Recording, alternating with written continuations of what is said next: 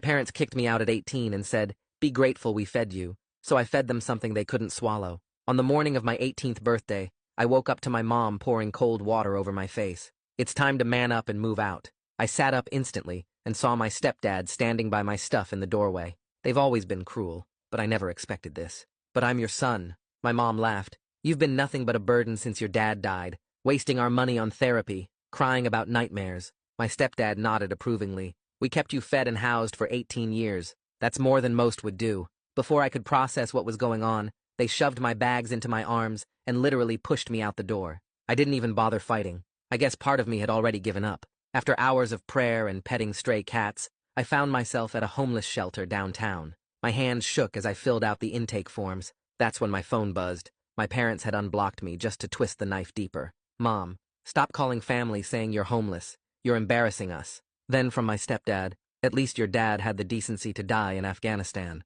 Facepalm emoji. I lost it. Right there in that plastic chair, I just broke down sobbing. The counselor, this tired-looking woman, touched my shoulder. "Honey, what's wrong?" I showed her the texts. She was reading them when her eyes drifted down to my intake form. Her whole body went rigid. "Wait." Her voice came out strange. "Michael Krzyzewski? Your father died in Afghanistan?" "Yeah," I managed. "When I was 6. She gripped the edge of her desk. "Did you ever see the body? Attend a burial?" I stared at her in disbelief. "Excuse me, James, did anyone from the military ever visit after? Check on you?" Not really. No, I don't know." "Wait, why are you asking me this?" Her hands click-clacked on her Chromebook.